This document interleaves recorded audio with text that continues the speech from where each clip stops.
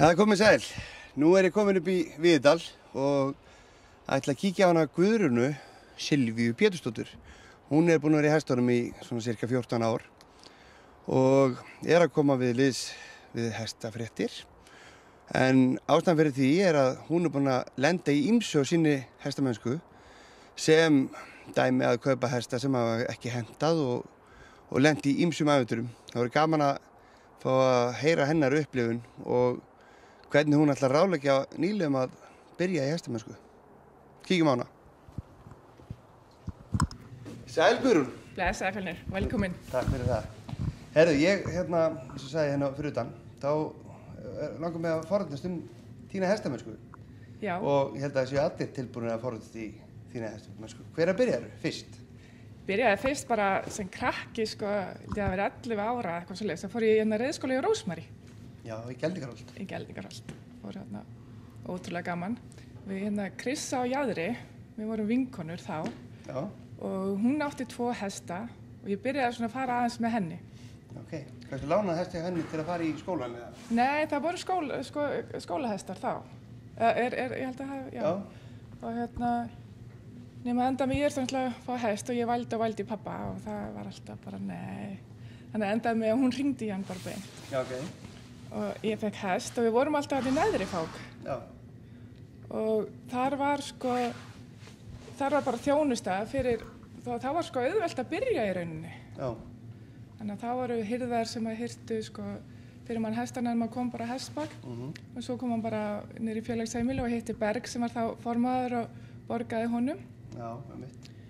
Og við riðum alltaf upp í efri fák. Já. Og þar hitti maður, það voru Þórður Þorgeirs og Tommi Ragg og svona hópur af úlingum sem voru í hestum þá ég var alltaf aðeins yngri. Já. Fekk svona trítla með, Já, og svolítið yngri Þórður og þeir. Já. Þeir náttúrulega þessu gamlir. Þeir voru, já. Og Tommi Ragg heiti náttúrulega. Já. En það var mikið gaman og þá var riðið áfram lengra og þá fórum við til Palla Brím gamla, sem líka farinn. Og hann lánaði okkur hest til að fara svo kringur Rauðavatnið og svo það var mikið ævintýrum þá. Það var svona þín fyrstu spór, Geldingarholt og svo koma niður í neðri fák með Krissu. Já. Síðan hættur einhver tíma? Já, síðan var ég alltaf bara ein í fjölskyldunni og maður hafði svona engan stuðning og flutti upp í Garðabæ og það var langt að taka strætó og svona. Og það held ég að margir nýliðar svona krakka dett út af því þeim vantar svona að því kannski einn í fjölskyldunni að byrja, það erfitt. Já. Þannig að það enda mig, ég fór bara meira og meira í dansinn og það var svona auðveldar að komast í það og bara datt út í rauninni.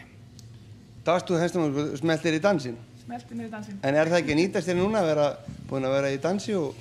Jú, það gerir það, þú veist. Ég held að allar íþróttir sem maður lærir nýtast manni í annar íþrótt. Bæði jafnvægi og samhæfingu svona. En ok, og svo árið 2000, þá gerist merkilegir hlutir. Já, það gerist það að ég fer í hestaferð hjá Ólaf Flosa. Og það var svo bara frábært. Við riðum bara út á Arnarstapa frá Borgarnes í rauninni. Ég bara gat ekki hætt. Þannig að ég reið tilbaka aftur. Og svo fór ég aftur næsta sumar og enda mig, ég keypti þá 2 hesta á honum. Og þeir sem veit ekki hver Ólafur Flosi, það sonur Flosa Óla leikara og pappi Flosa Ólaf sinna unga knapan sem að gera gott í dag. Þá var hann bara lítill krakki að fylgja með. Já. Alveg, Guðrún, komdu í kapp! En þú fékkst hesta frá honum og sem voru bara fínir á þeim tíma. Já. En ég náttúrulega eyðilagði þá. Hvað núna komið að því að krifja upp þegar nýlega byrja og þeir fá fínan hest og svo gerist eitthvað og þeir eru ónýtir eða sumir segja þeir fann að rjúka með mig eða snúa við. Hvað gerist með þennan? Já, annar hesturinn fór að snúa við og hinn bara festist í lulli og ég náttúrulega vissi ekkert í rauninni á hvað gangi var þannig að það var bara kannski eðlilegt.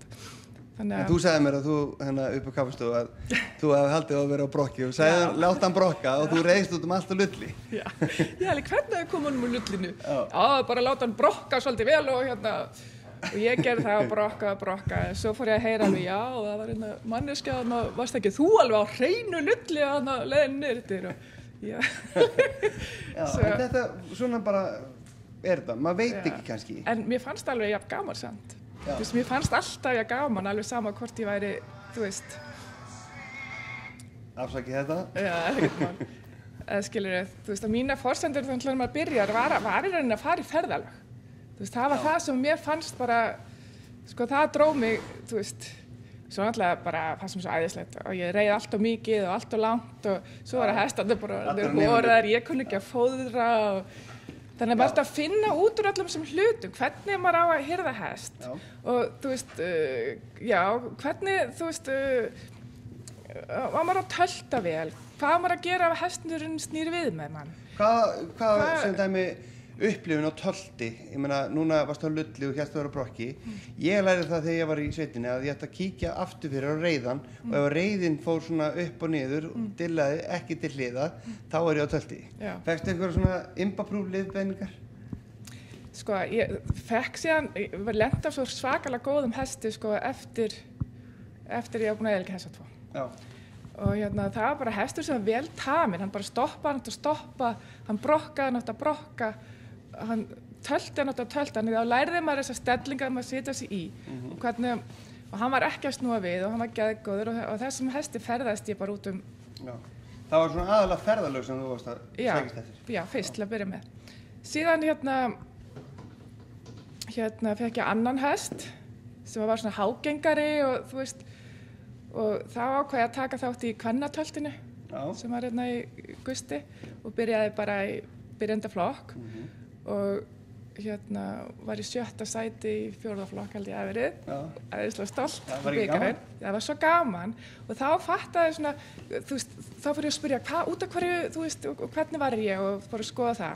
Þá langaði mér sko meira og meira að læra, þú veist, hvernig safnar maður hesti, hvernig ríður maður hægt tölt og hvernig fer maður í yfirferð og fara á námskeið og þá fekk ég sko, þá fattaði það að ég kunni ekki neitt og ég átti svo mikið eftir að læra. Þannig að ég fór En áður fyrir mig líka, þá sko út í að þú fórst að keppa, en þú varst búin að hugsa stáður eða ekki? Langaði að fara en stáður ekki ef það myndi gangi illa eða var það aldrei þannig? Nei, ég bara skellti mér, ég vissi ekkert hvað ég var hrúti, ég bara skellti mér með vinkonum mínum. En svo þegar ég fór að keppa meira, þá fór maður ofta að hugsa þetta, þú veist. Þú veist, ég er svo léleg og þú veist, hrædd við að fara á stað og maður er upp á 3, 5 og 4, 5 og þú veist, náttúrulega á Lulli í binding og þetta kennir manni svo mikið, þá langar mann alltaf meira og meira til að læra og við erum svona hópur sem hefur verið, þú veist, sem byrjaði meila saman í þessu, í nýliðar og nú eru bara einhvern okkar búin að hækka svona jafnt og þétt af því að maður er búin að fara á námskeið og maður er búin að læra og maður er búin að, þú veist, fá þessu löngu, sko, ég held að allir í hvaða sporti sem þú ert, það þarf að fá að keppa við þína líka, þú veist, þess vegna langar mér keppnum á T7 og hvað þetta heitir. Mér langar svo að fá fleiri nýliða í keppni. Ég held þess að rosalega mikilvægt bara fyrir sportið. Að allir hafi flokk til að, og þessi umræða, það þarf svolítið að koma þessar umræða á stað, þú veist, þessar flokkaskiptingar og hvernig það eiga að vera og hvar fólk á heima í, þetta þarf svolítið að fara í gegnum fyrst mér. En þú sagðist að hafa lent á góðum hesti og síðan lentur á öðrum betri ekki? Sem hérna búin að vera að tala við þig. Svo þegar ég fór að keppa og svona, þá fór maður vill alltaf meira og meira og ég lenti á alveg gjafari. Þetta er hann gjafa, Gráni sem er bara allir nú vill hann ekki tala vilja eiga. En þessi, þú lenti samtíð þessi með þennan? Já, ég búin að lenti heilmiklu. Og þú fékkst ráð hjá einhverjum eins og að fara á bak. Hvað var það? Þetta er svona, þessi hestur er svona frekur hestur, þetta er þannig típa. Hann heldur alltaf svona sínu og hann veit svona svolítið ráða. Þannig að ég er bara þannig manneski, ég þarf alltaf að komast í gegnum hlutina. Þú veist, vildi ekkert gefast upp, sko. Og náttúrulega þessi hestur heillaði mig. Og það er ofta það sem gerist í hestum, maður myndar samband við einhvern hest og hann dregur mann alltaf niður að hesthúsi. Og það er það sem er svo mikilvægt að maður finnir rétta sko tenginguna. En þetta var, þetta er bara mikið ferðalag. Fyrst komst ég ekki að bak. Hann reyndi bara að stíga á mig. Og En aldrei fór á stað? Nei, sko, það þurfti alltaf að halda í hann og svo sett hann krippu þegar við fórum á stað og þá þurfti ég að læra sveigjustopp til dæmis. Og læra að sveigja hest. Ég kunni það ekki áður, sko. Hefði sko vilja kunna það að því að maður lendi í ýmsu sko alveg nauðsynlegt. Það er frábært, sveigjustoppið er svolítið svona það ekkert verið að leggja eins mikla áherslu á það eins og var gert fyrir svona 4 árum síðan. Nei. Núna er svona... Þetta bara öryggistæki, algjört, sko. Þannig að þú notaði þessu, ég stoppi til að komast á bak. Já, og gaf hann nammi alltaf að koma bak. Já. Nú býður hann bara eftir nammi og svo fyrir við að stað, sko. Já. En þannig að það alls konar tricks sem hægt að fara í gegnum, sko, og endalaust og það þarf ekki alltaf að læra, sko, the hard way, skilur við. Þó að það séu svona vissa típur eins og þú og kannski einhver annar sem er að spyrja þig, vill gera þetta sjálfur og reyna, þá er það ekki alveg kannski málið út að maður eyðileggur kannski hestin sem þú ert með að reyna the hard way. Það fyrir að fá góð ráð hjá gömlum alltaf þegar maður fær góð ráð, þá kemst maður í gegnum hlutina, sko. Eins og þessi gömlu kallar og ungir, þeir nota náttúruna sem dæmi að hestur brokkar ekki, þá geta það fara út í þúfur ef það er eitthvað þúfur sem að... Það er nefnilega alveg 1000 svona ráð til, Fjölnir. Húsráð sem okkur langar að fara í gegnum og koma á framfæri til fólks. Alls konar svona tricks og ráð og fara vítt og breitt og finna svörin.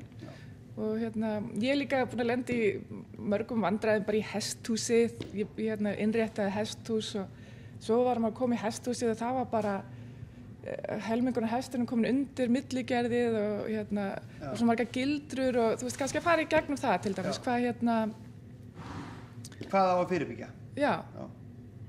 Þannig að í vetur þá ætlum við saman að fara til alls konar tamningamanna og alls konar fólks, og miðla reynslu þeirra, spurjast fyrir hjá dýralæknum og fá ráð bara við öllu sem að við kemur hestamennskunni.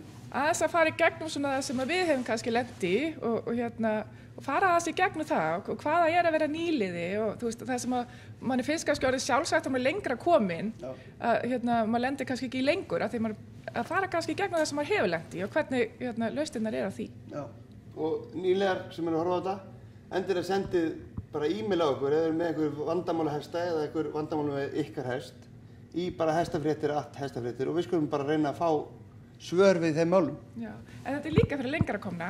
Þú veist, maður er aldrei búinn að læra og maður er aldrei lent í öllu. Það er alveg hreina línur, sko. Þetta er fyrir hestafólk. Fyrir hestafólk.